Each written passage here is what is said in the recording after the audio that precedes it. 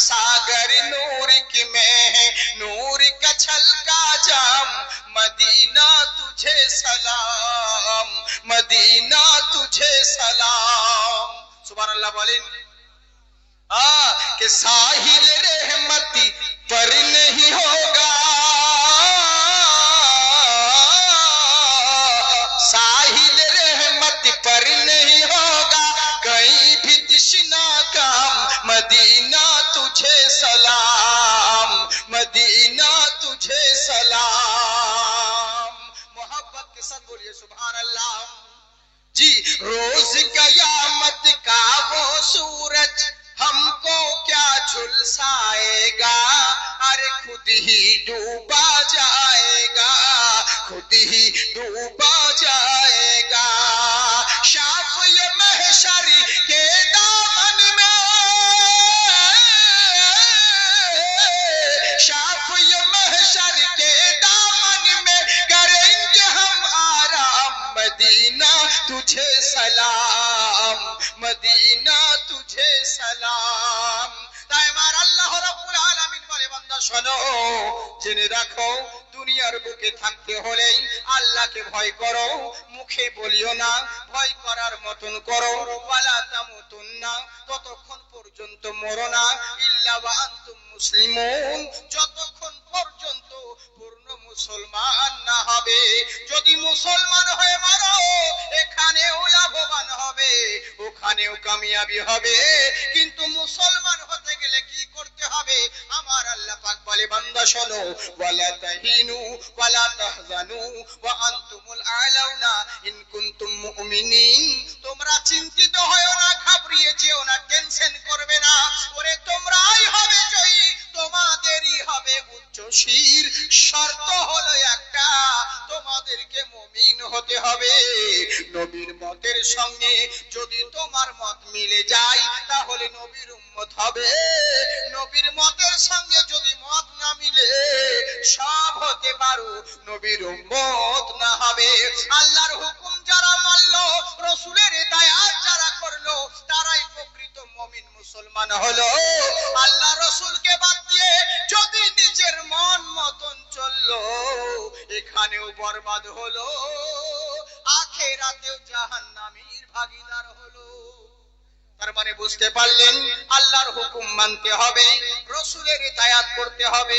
এই যে রাত আপনি পেয়েছেন, যদি কালকে মরে যান, যার শেষ ভালো তার সব ভালো, আল্লাহ ফেরেশতাদেরকে বলবে ওর আমলনামাটা খুলে দেখো শেষ বেলায় কি করছিল।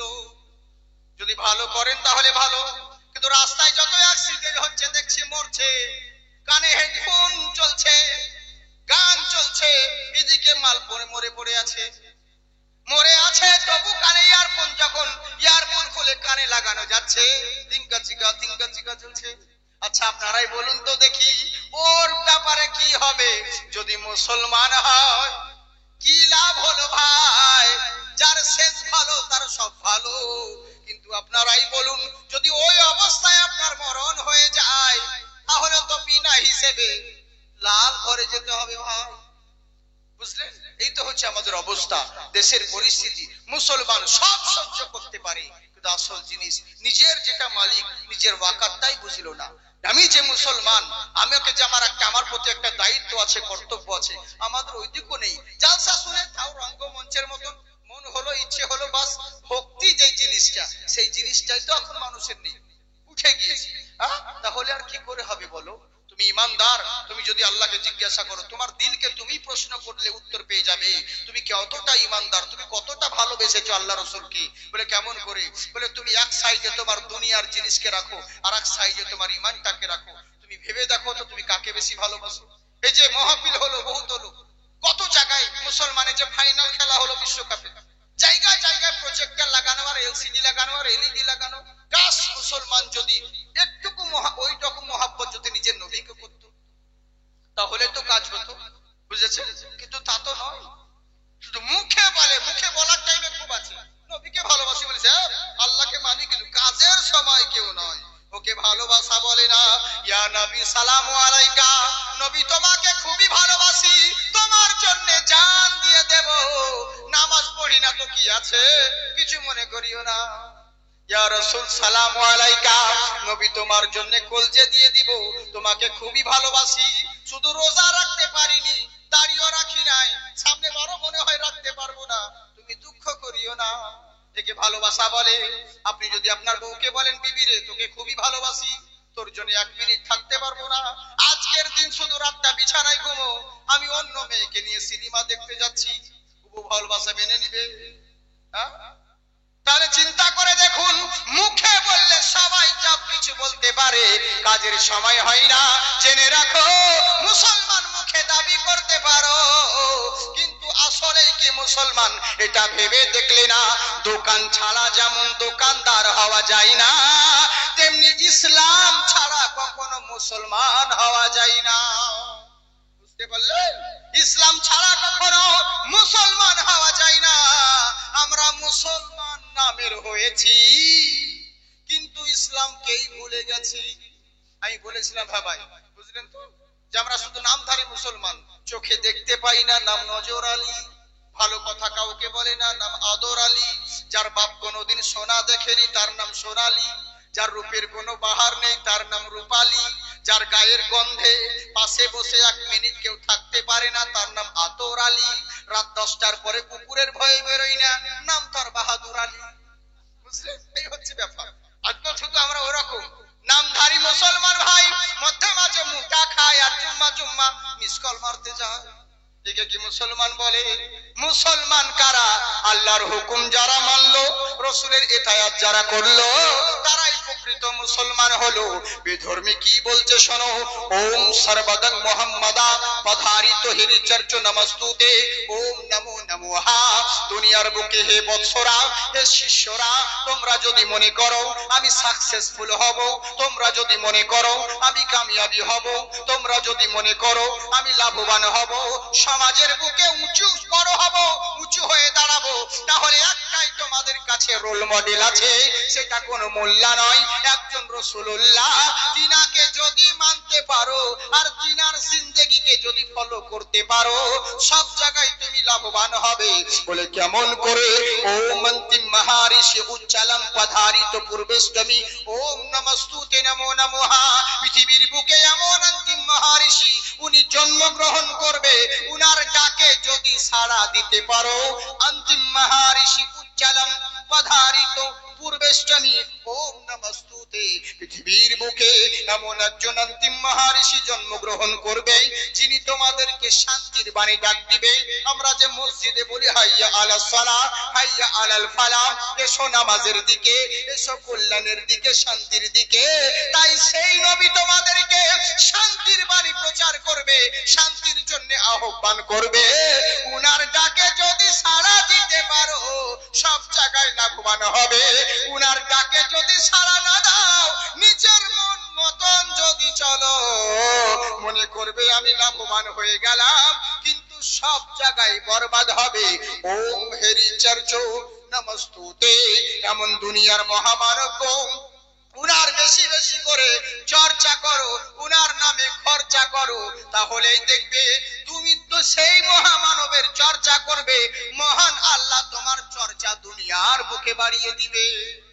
আমরা নবীর চর্চা করি বলেই তো আমাদের চর্চা দুনিয়ার বুকে চলছে।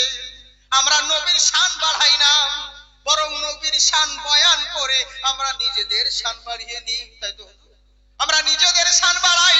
তাই জেনে রাখো, বেধর্মী গায়ের মুসলিম বলে ওই নবীকে ভুলো না। লাভবান হতে গেলে জীবনের প্রত্যেকটা মুহূর্তে ওই নবীকে প্রয়োজন আছে। উনি এমন নবী গো, কেমন নবী জেনে রাখো, তোমাদের যা কিছু দরকার পড়বে, যা কিছু প্রয়োজন পড়বে, ওই মহামানবের কাছে যাও। বলে কোন মহামানব? ওই নবীর যখন 9 বছর বয়স। কয় বছর? আমার কথা বুঝতে পারছেন তো আপনারা? হ্যাঁ, একটু ভালো করে বুঝে শোনামুখী কথাগুলো শুনুন। আপনারা পিছনে রয়েছে, সামনে আসতে বললাম এলেন না তো। হ্যাঁ, আগো বাংলাদেশে বা অন্য জায়গায় তো, বুঝলেন তো, ওদের এত চান্সই পাওয়া যায় না। ওদের এমন স্টেজ করে কাদার জন্য, হ্যাঁ হ্যাঁ হ্যাঁ, একদিক থেকে ঠিক আছে, এমন স্টেজ করে ওরা যে পাবলিকের সঙ্গে মিশতে দেয় না। বড় দুঃখ লাগে। 2-1 বছর ধরে আমাকে একজন বলছে, আমার ইয়েতে কমেন্টে দেখলাম, আসলে আমার তো কোনো নিজস্ব কোনো ইউটিউবে কোনো চ্যানেল নেই, এখন নতুন আমার এক ভাই খুলেছে জাকির সিবিডি। হ্যাঁ, ব্যাপারটা হচ্ছে ইউটিউবে আমাদের প্রচুর প্রোগ্রাম পাওয়া যায়। তো অনেকজন কমেন্টে বিভিন্ন জনা লিখে, একজন বাংলাদেশ থেকে বলছে হুজুর 2 বছর লগে হুজুর আপনার সঙ্গে মোলাকাত করবো ভাবছি, কিন্তু চান্সই পাচ্ছি না। মানে ওদিকে ডাইরেক্ট স্টেজে গাড়ি যায়, স্টেজ থেকে নেমে আবার সোজা এয়ারপোর্টে প্লেনে, মানে কোনো চান্স নেই। হ্যাঁ, কিন্তু আপনাদের এদিকে তো অনেক ভালো, সবার সঙ্গে সাক্ষাৎ হয়, কথাবার্তা বলা হয়, সবকিছু হয়। হ্যাঁ, কিন্তু আমাদেরকে ডাকে, আমি আপনাদেরকে ডাকছি, কিন্তু আপনাদের ওই যে অবস্থা, ভিজার জন্য একটু প্রবলেম হচ্ছে। চিন্তার কোনো কারণ নেই, বাড়িতে কি বলবে, হয়তো প্যান্ট ভেজে যাবে, লোকে বলে মুদা দিয়েছে, এইটুকুই তো, অসুবিধা নেই, চিন্তার কোনো কারণ নেই। হ্যাঁ, যাই হোক, যেমন ভাবে আছি সেরকম ভাবে থাকুন, কিন্তু মন দিয়ে শুনুন। একবার মহব্বতের সহিত বলেন সুবহানাল্লাহ। মাশাআল্লাহ, জিন্দাবাদ থাকুন, আল্লাহ পাক আপনাদেরকে আবাদ রাখুক। আমি যেটা বলছিলাম, ঘর কি দহলিজ হো या के बाजार हो, गैर महरम से पर्दे की तालीम दो, वरना एक उम्र बेटी की कट जाएगी, फातिमा की हया ढूंढते ढूंढते। सुभानाल्लाह বলেন, কত সুন্দর কালাম বলছি, দেখুন, লাখ টাকার চাইতে দামি। ওরে এসব না পড়লে পরে আমি কত নাজরানা বকশিশ পাই জানেন? আপনাদের কাছে পয়সা চাই না, সুবহানাল্লাহ চাইছি। জোরে বলেন সুবহানাল্লাহ। কত সুন্দর কথা দেখুন, এক দিন মে মদিনা পৌঁছ যাऊंगा, दर्द दिल की दवा ढूंढते ढूंढते। আরে আমার নবী শান কি দেখুন, कि कार के मुंह में मकीड़ी ने जाला तना, और अंडे कबूतर ने यूं दे दिया, कार के मुंह में मकीड़ी ने जाला तना, और अंडे कबूतर ने यूं दे दिया, कार के मुंह में मकीड़ी ने जाला तना, और अंडे कबूतर ने यूं दे दिया। क्यों बैठ जाएंगे कुफ्फार थक हार कर, बैठ जाएंगे कुफ्फार थक हार कर, मुस्तफा का पता ढूंढते ढूंढते, एक दिन में मदीना पहुंच जाऊंगा, दर्द दिल की दवा ढूंढते ढूंढते।